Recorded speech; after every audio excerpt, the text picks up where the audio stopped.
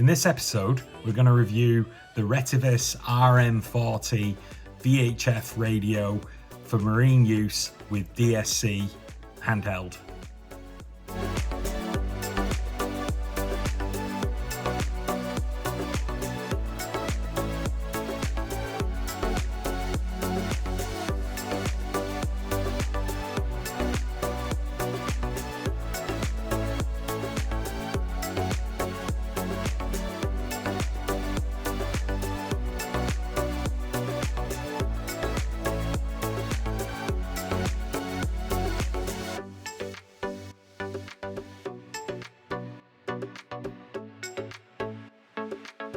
Today we're in the basement again, and what we're going to do is we're going to do an unboxing of a Shenzhen Retevis technology. It is a two-way radio, so basically a handheld VHF radio that has inbuilt DSC, which is required for the Mac race. So I bought this unit. It's an RM40 is the model number. And we're going to unbox it and see what it's like. I looked online. I was looking for one of these ready for the race next year, and I came across this one, and it was on special on Amazon, and it was basically reduced from $120 to $99. I'll put a link in the description, but we're going to unbox it and see what it's like. So it comes in a nice box. This is pretty well packaged from the outside. This is how it came from Amazon. It did have a cellophane wrapper on it. I took that off, but basically this is how it arrived. So it's opening it up is as simple as pulling the tab and then lifting the lid. So we have an instruction manual, which actually is a full instruction manual. A lot of the times with these new devices, you basically get a little piece of card and then some way of getting online to get the instructions and get the manual from online, but it's got a proper one, so that's good.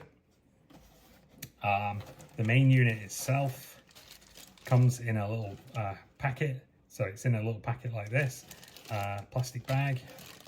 Slide that out, and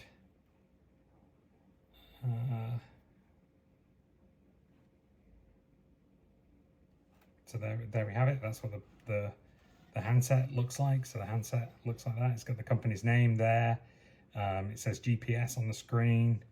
It has got the distress signal for doing a DSC distress signal here. It has a spot for a external microphone, and then a spot to connect the antenna in here. On the back, it has a removable battery. So it's a removable lithium battery, 7.4 volts, so probably 2 cells in there. Oops.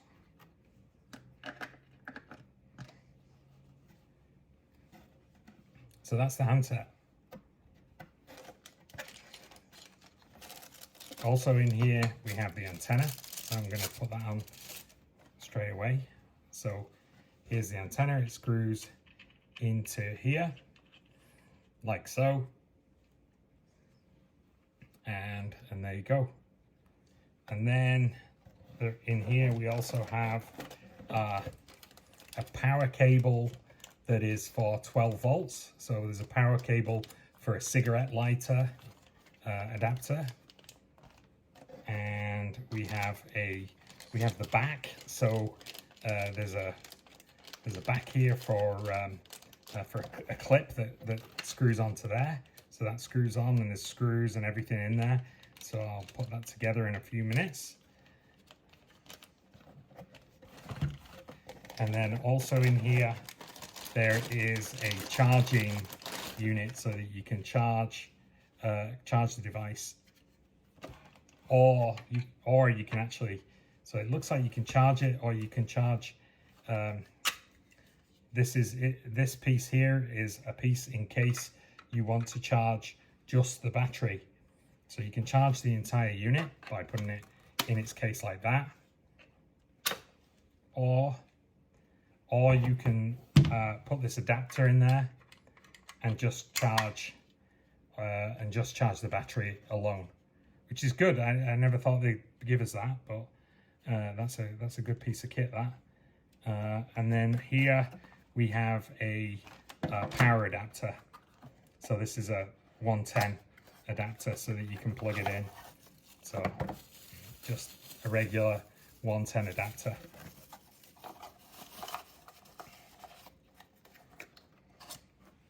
So we're going to put the adapter and the power stuff. We're going to put the power stuff. We don't need to charge it right now. We're going to put that back in there, put that back in there, put that back in there.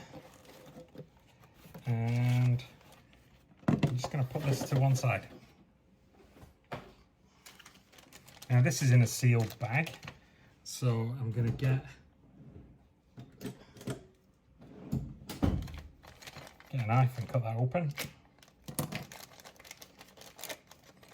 And what we've got is a clip and some screws. Now these screws, there's two long screws like this. There are two self-tapping screws, and those I believe, and I haven't looked at the manual to be honest, but those are to attach the holder, the power, the charger to something, whereas these two tiny screws, the two tiny screws that came with it, are to put this onto the back of the unit itself. So we're going to do that now.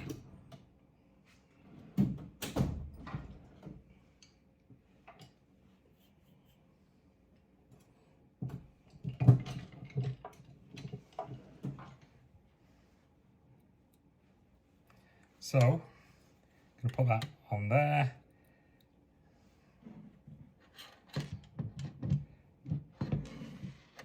Put that on there, and then connect.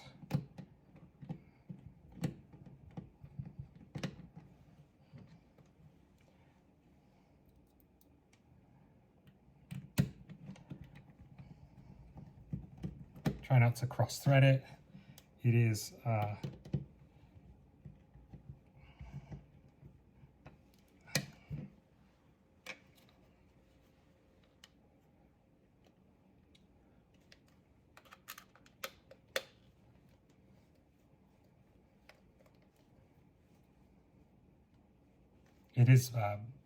the plastic is actually pushed hard on there, so you do have to push down a little bit on the screws to get them in, otherwise they won't properly go in.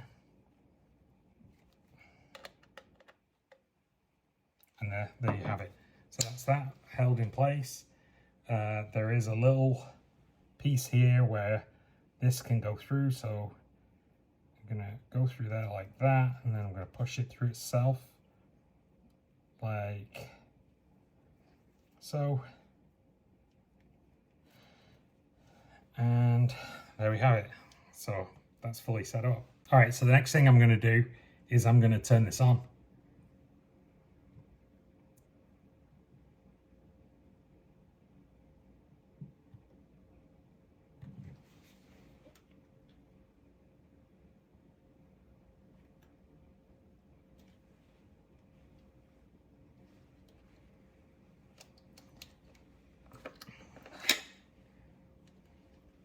Okay, well, I said I wasn't going to get the power things out, but then I realized that it actually has no power. I plugged it in and it's charging a little bit, but I'm going to turn it on and see if it works right now while it's charging, while it's basically on its power connector.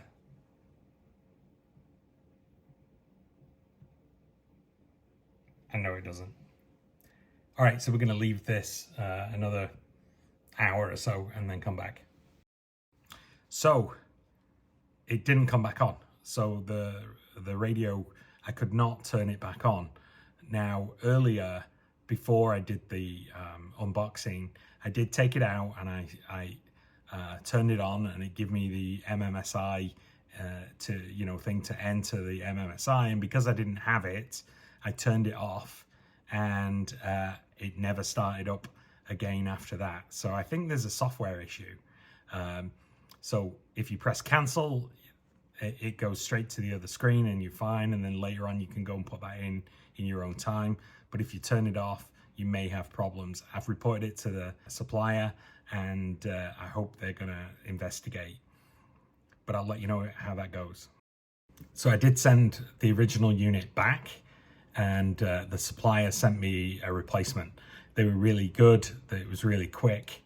They actually sent it directly from China. I talked to them via email, very quick, and they solved the problem really quickly.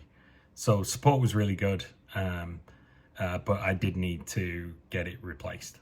Now I'm going to press the on button.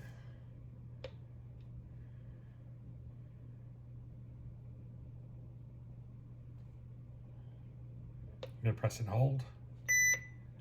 Okay, now it came on and it's making a noise, and it says push enter to register your MMSI.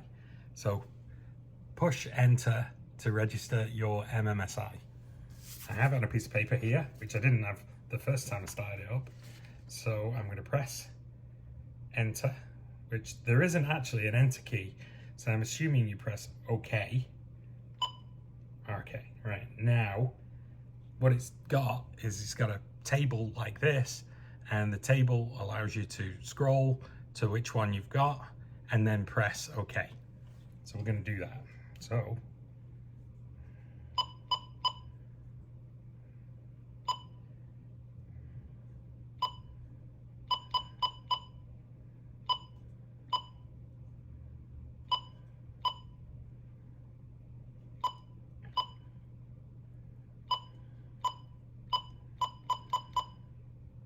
okay, so now I've entered all the numbers in, and now it says you can press go to finish. So all the numbers are in, and I can go to finish. So I'm going to go down. Oh, it's already on finish, and I'm going to press finish, and now it says confirmation. So you have to do the whole thing again, which is fine. It needs to make sure that you tap in the right number. So here we go.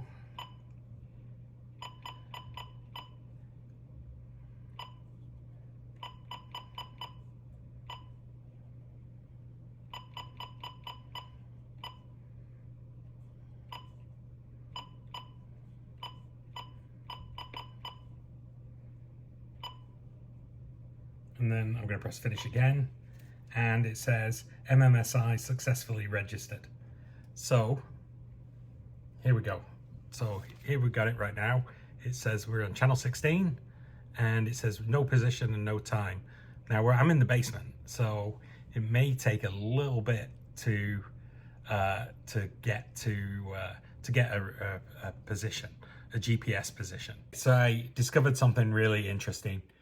Firstly, when I got this straight out of the box, the GPS was not turned on.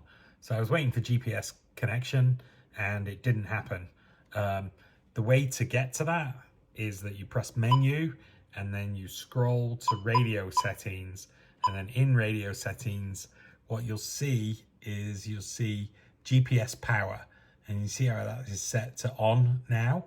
It was set to off by default, and accordingly I was getting no GPS. Then I turn this on, and now you can see GPS coordinates here. So you see the GPS coordinates, you can see the time, all of that, and a little satellite symbol in the top corner.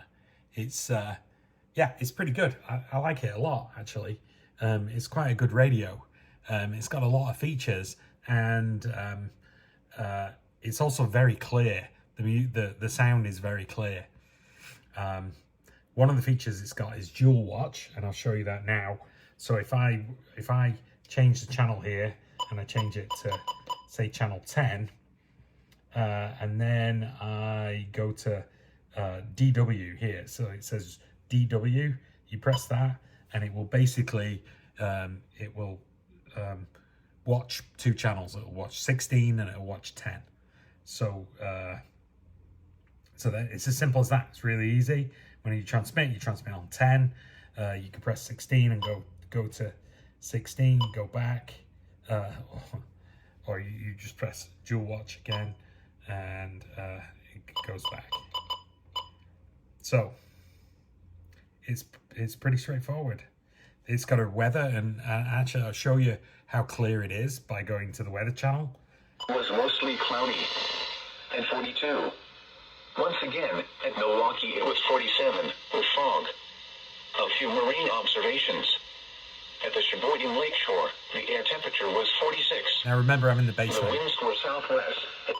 So you can see it's pretty clear. It was even clearer upstairs. So that's it really. The other features, I mean, on the back here you've got your distress signal, so you pull that and press that for 5 seconds and then you're good to go. It will send a distress signal just like they all do.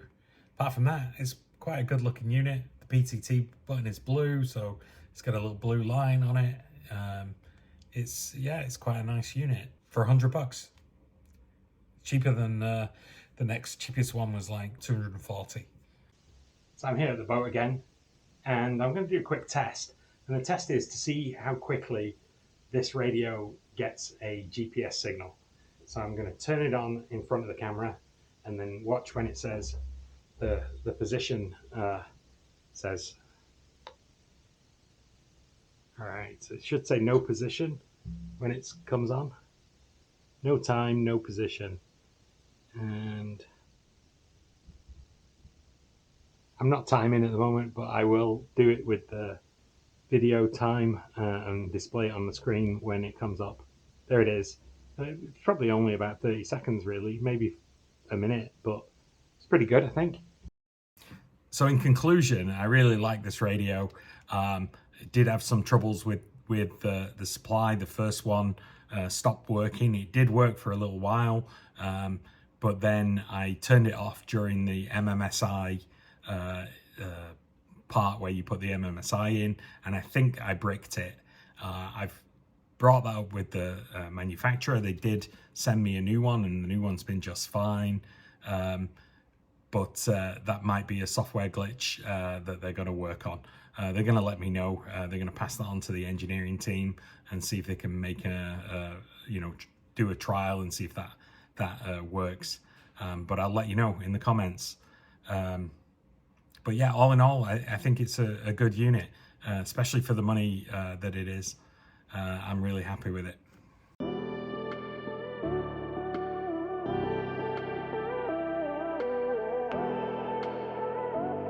Thanks for watching. Please like, subscribe, and comment.